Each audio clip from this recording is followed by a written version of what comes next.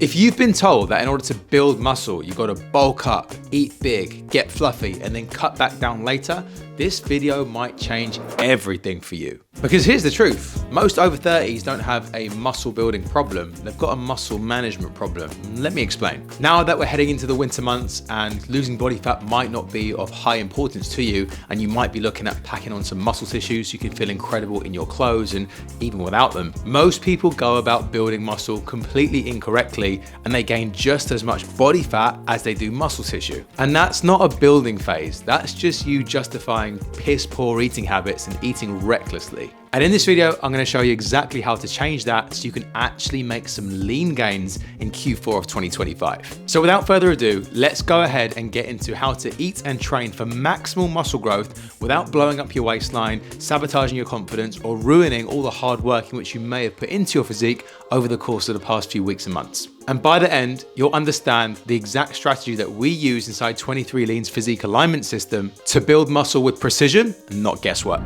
Boom, yes team, what is happening? My name is Sharif Lawton. If you are brand spanking new to me or my channel, welcome, hello, how are you? I coach men and women, typically in their 30s and their 40s, busy CEOs, entrepreneurs, mums and dads, and just busy folk in general, looking to achieve an incredible transformation, not just with the way that they train, but with their habits, standards, routines, with food, with lifestyle, with mindset management, to make sure that we are getting a round the clock result in a way in which we can now sustain for the long term, given all the different roles and responsibilities in which you probably have got, maybe being a mum or dad, or just being super busy with work and just having more things to worry about than when you were in your 20s. Recovery was really good, you've got all the time in the world, and ultimately there were no niggles or injuries, which there probably are right now. So if that sounds like a bit of you and you want to explore how to build muscle, how to burn body fat, and how to achieve an incredible physique in your 30s and your 40s with all those things to contend with, go ahead and hit that subscribe button to make sure that you are up to date with all the latest long form content on this YouTube channel. I'm sure you've heard it before. You got to eat big to get big. That's literally what I was told back in the day. And we used to look at bodybuilders literally eating 20 plus eggs,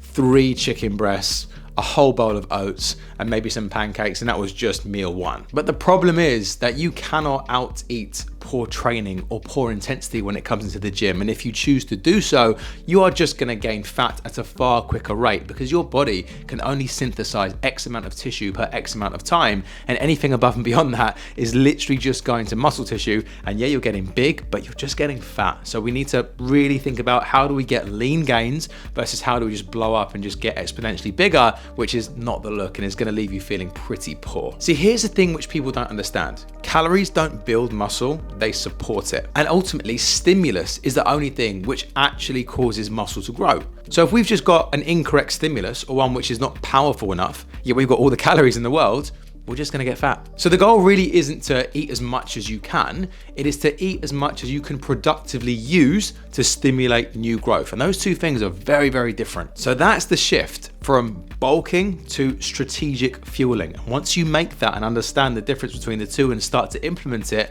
you're gonna get some far better results than probably the cycles you've been in is in shape, out of shape, in shape, out of shape, and it's just exhausting. And by the way, this isn't me just spouting over decades of in the trenches experience with hundreds and hundreds, if not thousands of clients, and also myself.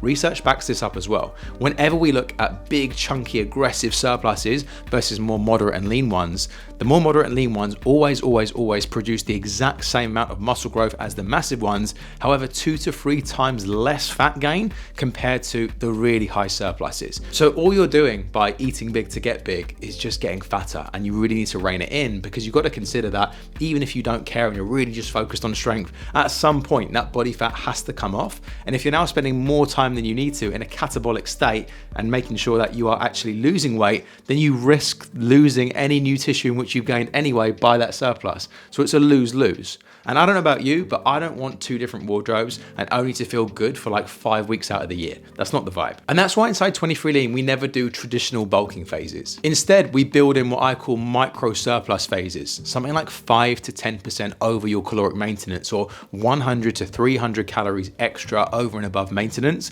which is enough to maximize muscle growth, but not enough to really see any form of fat gain whatsoever. And it's why our clients absolutely smash these phases and literally look like they're packed on slabs of lean muscle tissue without any fat gain to match. Just look at Lysander. He's 20 kilos of lean mass increase since we started, and we've only had one mini cut in over a 2-year period of him being in a surplus. But because that surplus was well managed, and because we made sure that his training was correct, then essentially he's just slapped on lean tissue without the fat gain to match, and the proof is very much in the pudding. So don't get me wrong, what we do is slower on the scale, but dramatically different in the mirror. And that's your greatest metric of success. How are you actually looking? Okay, cool, Sharif, this sounds great. I understand the difference between the two. So how do we actually do it? Well, let's dive straight in. Now, the first thing that we're gonna do is train for signal, not soreness. We want to give our body a reason to grow, but we don't want to batter it into annihilation, whereby we're just basically just fatiguing ourselves and not really doing anything to grow. And there are 3 key core things in which we're gonna do to help facilitate this.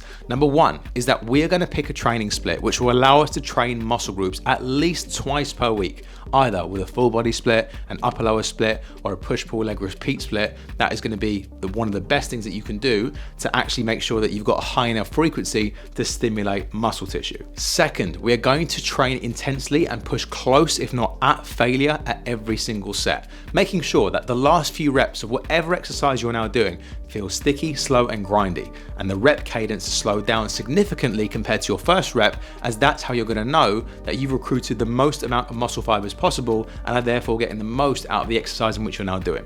And lastly, we're going to be able to track your lifts, so we don't just feel like we've been hit by a bus at the end of a leg session, but we can tangibly say that, yo, my hack squat has gone from 40 kilos to 60 kilos over the course of an 8-week period. As long as form is the same, as long as tempo is the same, I can guarantee you've got bigger and more muscular quads at the end of that training block if that is the case. But without tracking your lifts, you're never going to know what's working and what's not. And again, when it comes to food now, we're going to eat for adaptation versus indulgence. So again, that simply looks like 100 to 300 calories over and above your maintenance level to make sure that we're maximizing muscle growth, but we're not in any way, shape, or form going to get sloppy, going to get fat, or going to get out of shape, because that's not the vibe. Now, if you actually go ahead and just DM me on Instagram the word calculator, I will not only work out what your maintenance calories should be, but I'll then give you your surplus calories for this lean gain approach in which I'm now talking about, so you can gain maximal muscle tissue and you can gain minimal fat mass in accordance with your own body type, with your own goals, and where things are at for you just now. Now, unless you've been living under a rock, you would have heard about the importance of protein. So typically we want roughly 2 grams of protein for every kilo in which you weigh, or roughly 1 gram per pound. So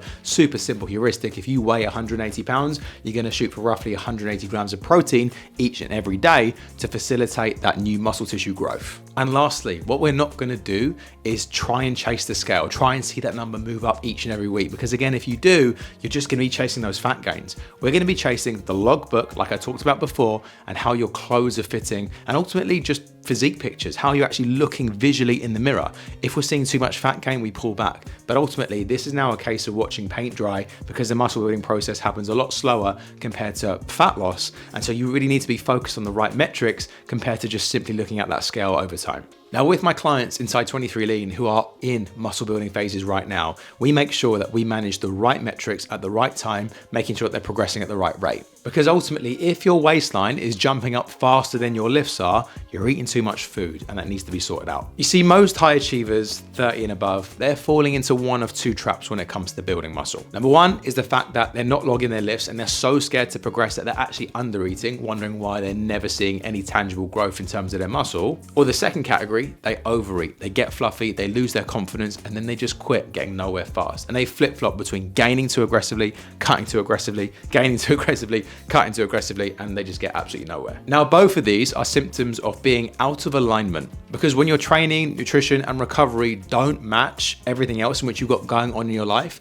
you feel out of alignment and it doesn't feel right. That's exactly why we focus on something which I call body first congruence. Aligning your body with your goals so you feel confident 365, not just for certain parts of the year, and so that what you see in the mirror actually lines up with the other successes you've got in other parts of your life, especially professionally. And inside 23 Lean, with our building phases, both inside build and strength, we lock in quality training and have a big emphasis on recovery. We carefully calibrate your calories, your macronutrients, and indeed your output. And that predictably allows us to build lean muscle tissue without the fat gain. So bulking really shouldn't mean bloating, and muscle gain really shouldn't mean muffin tops. Because when you train intelligently, eat with intent, and manage your feedback correctly, you can build muscle and burn body fat at the same time and ultimately stay lean simultaneously, because that's what this whole thing is about. So if you want to stop guessing and actually build a physique which is in line with your ambition and your other successes in life, in a way which doesn't leave you feeling bloated or only in shape at certain times of the year, or on this merry-go-round of in shape and out of shape, and you actually want to look good year round, but you want to pack on some lean tissue,